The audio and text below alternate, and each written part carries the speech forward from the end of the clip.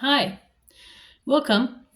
It's time for another children's book reading by a candidate, and I am Susan Maude Buchser-Lochocki, a candidate for President of the United States in the 2024 election. The book I'm reading from today is still What is the Supreme Court? And I'm not in my vehicle right now, in my RV, so that's why the setting is funny. I'm in a hotel. Then the one we're going to read right now, the chapter that we're going to read next is called Rights of the Accused. 67.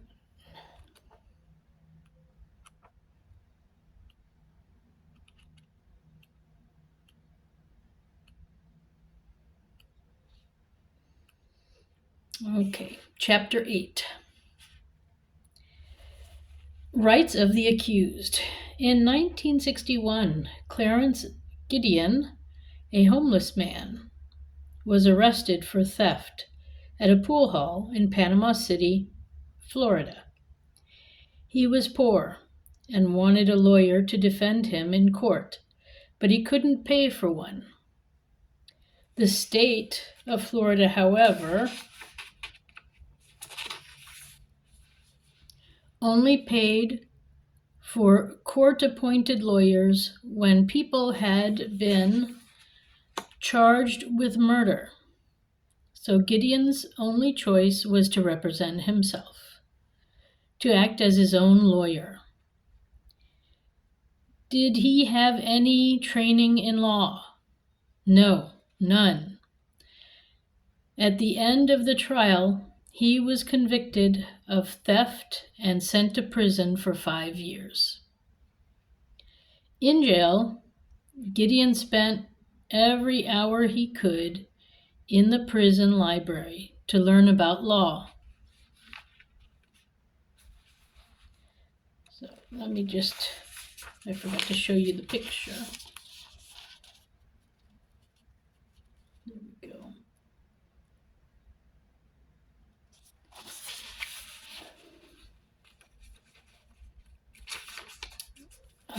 Eventually, he wrote to the Supreme Court, asking the justices to hear his case. Gideon believed that the Constitution said that all poor defendants in the state court cases deserve to have the free services of a lawyer. It was only fair. Did the handwritten letter from someone in jail get the court's attention? Indeed it did. The Supreme Court, led by Earl Warren, agreed to hear Gideon's case. His lawyer, appointed by the Supreme Court, was a man named Abe Fortas, who would later become a Supreme Court justice himself. In a unanimous decision, the court agreed with Fortas and Gideon that a person could not get a fair trial without a lawyer. After that, 2,000 prisoners in Florida alone who had not had a lawyer at their trial were freed. Clarence Gideon was not among them.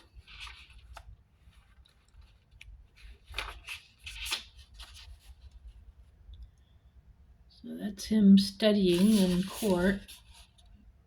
And that's his lawyer that was appointed by the Supreme Court, Abe Fortas. Instead, he was given a new trial. This time, with the help of a lawyer, Gideon was acquitted. That means he was found not guilty. Robert F. Kennedy, the U.S. Attorney General at the time, was inspired by Clarence Gideon. He said, "If an obscure Florida convict named Clarence Earl Gideon had not sat down in prison with pencil and paper to write a letter to the Supreme Court, And if the Supreme Court had not taken the trouble to look at the merit in that one crude petition among all the other bundles of mail it must receive every day, the vast machinery of the American law would have gone on functioning undisturbed. Gideon became something of a hero after the book Gideon's Trumpet was published and made into a movie. A famous actor named Henry Ford played Gideon. The Warren Court also granted other rights to people accused of crimes before a person could be arrested and questioned without a lawyer present and without being told they could remain silent. Why is remaining silent important? Without thinking, people who are arrested could say something that makes them look guilty. But if they hear that there's the chance to remain silent, it protects them. Sometimes suspects are treated unfairly by police and forced into making false confessions. That mostly changed in 1966 when the Warren Court heard the arguments in Miranda versus Arizona.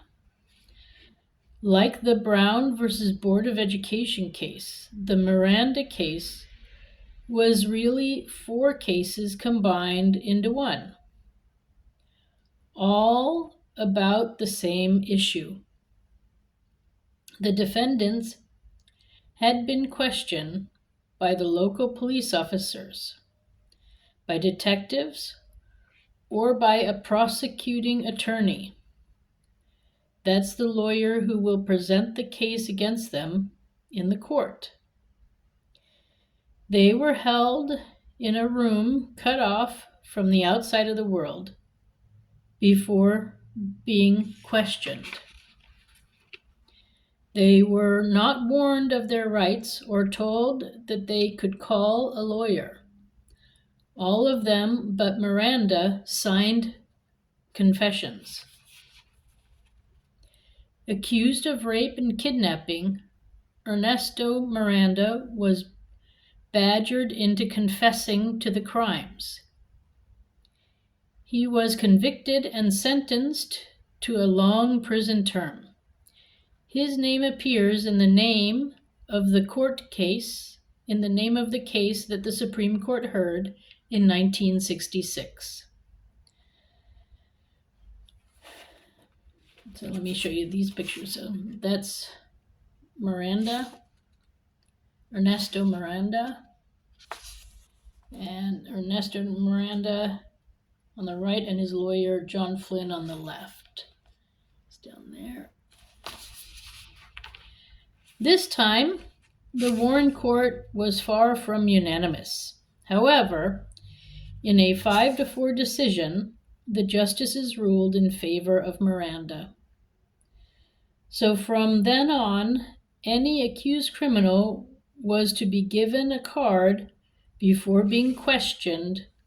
The card said, "You have the right to remain silent. Anything you say can be used against you in the court of law.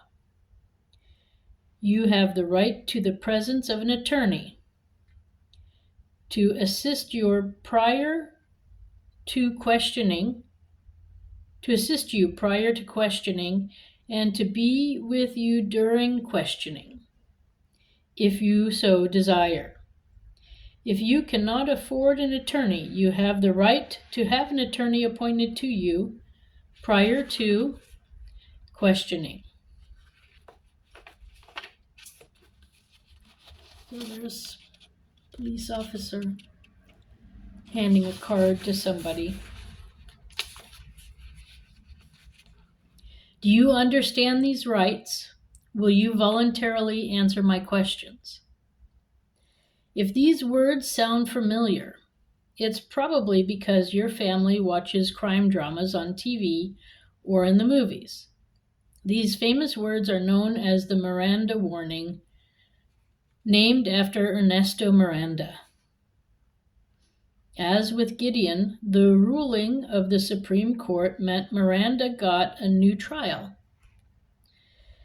His original confession could not be used against him. However, the new jury also found him guilty and was sent to prison in 1967. He was paroled in 1972. To be paroled means a person is freed from prison after serving part of their sentence. In 1976, Miranda was killed during a bar fight in Phoenix, Arizona. Police found autographed Miranda cards in his pocket. Miranda was selling them for $1.50 apiece, which was his right. To this day, many accused criminals have gone free because they could prove that they were not read the Miranda rights. In 1967, Earl Warren was getting ready to retire from the court. There was another important civil rights case, however, involving an issue close to the hearts of many Americans: marriage. More than half of the states in the country, including every state in the South, still made it illegal for Black people and white people to marry each other. Was that about to change?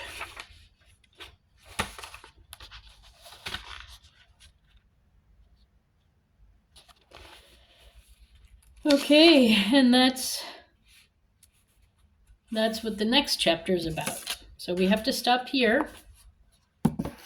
And that's the end of the children's book reading for today. The Miranda rights. So that's it at the moment. As you know, I have a lawsuit pending still with the Supreme Court. I'm waiting to hear back on that, and hopefully they'll act soon. We have some issues going on in the U.S. right now, and it might be a good idea to act now. Anyway, let's see what happens. If you want to find out more about my lawsuit that I have pending, go to my website, which is susan4usa.com. That's Susan, the number 4, USA.com.